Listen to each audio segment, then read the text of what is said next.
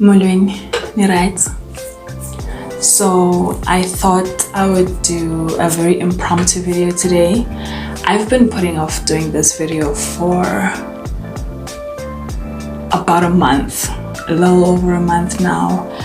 And the more I procrastinate, the more ndiba novalo, and the more I want to hide and not show up. So I decided to do it without a script in the middle of the night, and we're just gonna plow through it.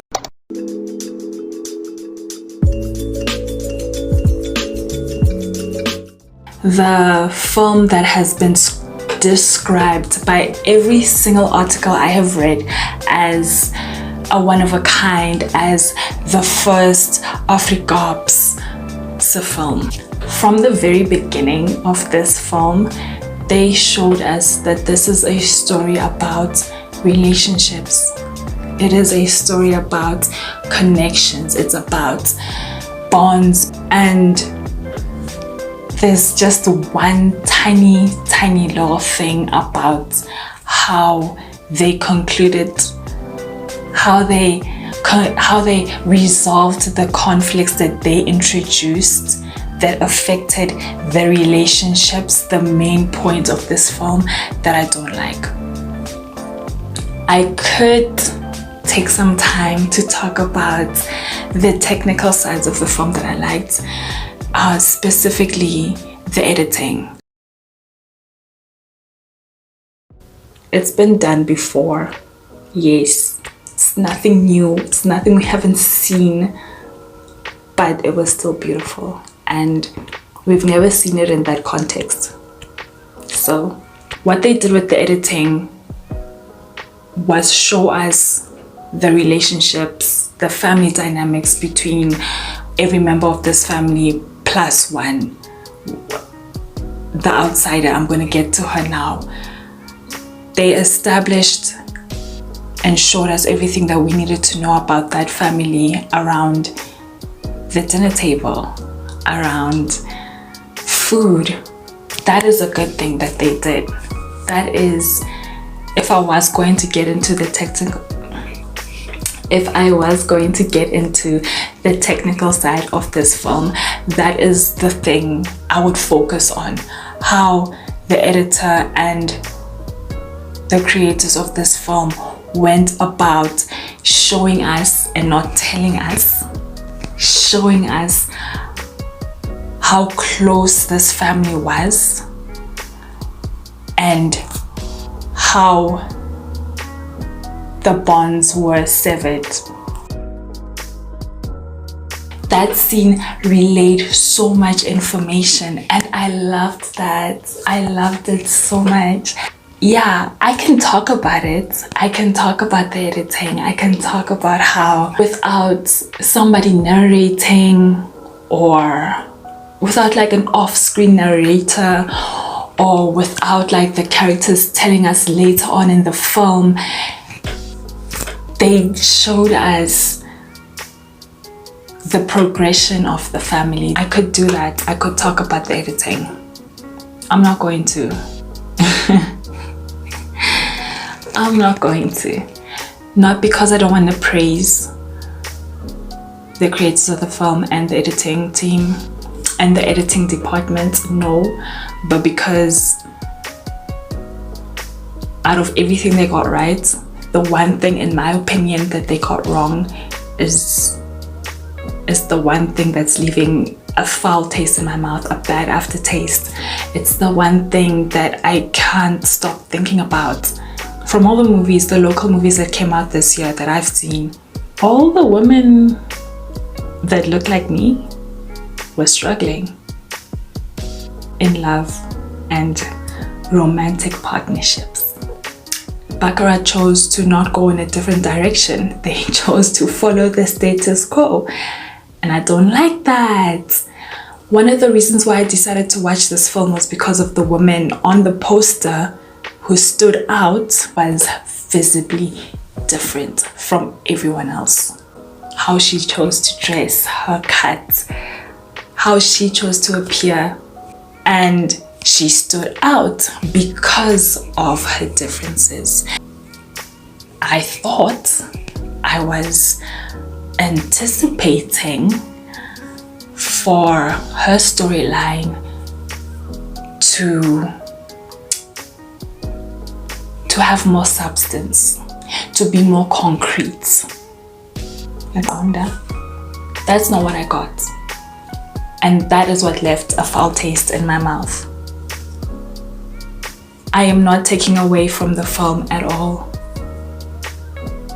I am simply saying for a film that established itself from the get-go that this is going to be a story about relationships, about bonds, about love, about connection, how they chose to resolve the conflicts that they established. I didn't imagine these conflicts. You guys showed me that there's a conflict here. How they chose to resolve it was not satisfactory. I did not like how they did that. They made it seem like the main conflict was going to be Aisha's 4 boys accepting the doctor as the new man in her life, right? Like that was going to be the biggest scandal. And I was fine with that. I was going to be fine if that was the case. If the only conflict in the whole story was Aisha's sons do not accept the doctor, and so everything is going to play around how they learn to accept him, that was going to be fine. But then they decided to introduce some more conflict and some more conflict and more conflict, and then they didn't even resolve it in a way that was as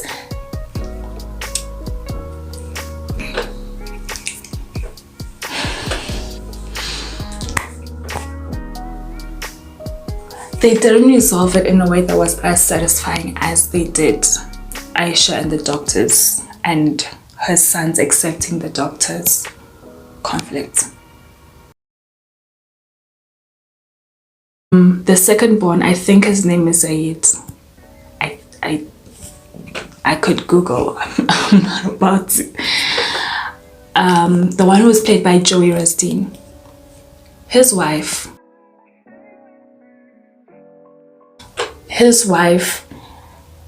during a period of celebration, during a period of joy, during a period where we should be happy, or they should be happy, asks for a divorce. She then goes to tell her husband why she wants a divorce. Now Tina, the audience, we know she has been thinking about the divorce because of the conversation that she had with the character that Bonimbuli plays. I don't remember her name. But her husband didn't know this. So she asked for a divorce and then disappears. Okay? He tries. He attempts, as they all do, to get her back by saying, I promise I'll change, I'll be better. I know you've been crying for this and wanting this and this and this, and I'm sorry and I hear you, and try. And she says, no, it's enough. I've had enough. I'm done. I'm good. Diraiti. And poof, disappears. Off screen. She goes off screen for a bit. Same time that's happening, Bonimbuli's character tells her boyfriend, because she called Aisha auntie while everyone else was calling her mommy. And when I heard that, the first time I was like, oh, why? Only to find out that they're not even married, but they've been together for years. So she sits down with her boyfriend, they have their little conversation, and she also decides, now I'm good. It's enough. Let me go. Naye, poof, off screen. The men do what they do, the story goes on.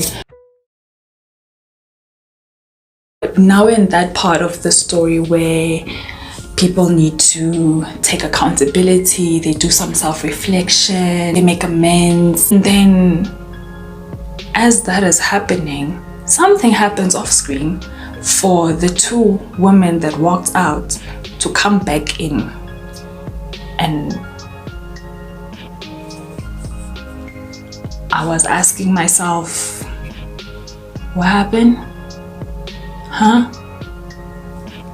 They come back in, and just as the story started at the dinner table with Aisha, her husband and her sons, now it's Aisha, her new husband, her sons and their partners. And I don't understand what happened. Why did they take so much time to resolve the conflict between Aisha's new partner and his sons and not put in as much effort in resolving the conflict between Zunaid and Zaire and their partners? Again, this film established itself as a film about relationships, and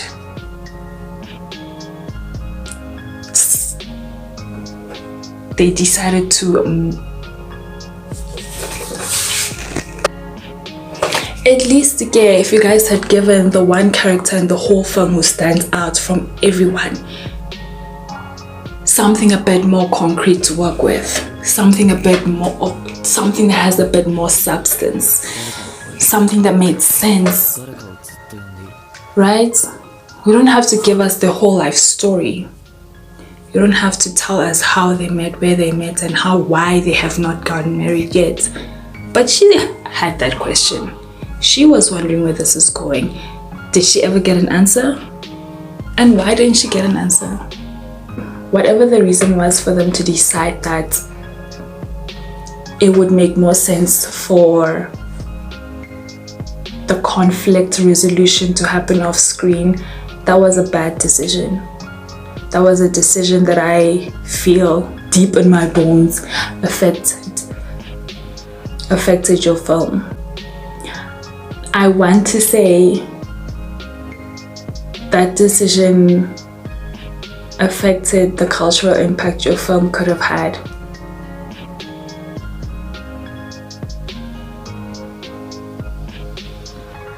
I'm sure there are a lot of ladies, a lot of women who relate to Zaid's wife, especially in that culture. And you guys didn't give them a voice or do them any kind of justice. It's not your job to. It's not. But you should not have introduced that conflict if you did not know how to solve it. That's my only complaint. Why would you guys introduce that conflict if you don't know how to solve it? It wasn't solved. You deciding to bring the ladies back is not you resolving the conflict. What have they done? What amends have been made? How have they changed? What have they learned? What can the woman expect in the future going on from here? Is Bonimbuli's character going to get something a bit more concrete and stable? Is she finally going to be recognized as a wife in front of God, ancestors, and the government? Or is this just a long-term partner commitment? She has questions and I want answers. What you did gave me nothing. It's almost as if you're saying just swallow your problems and keep it moving for the sake of the family. And if that's what you're saying, then what was the point of introducing this conflict in the first place?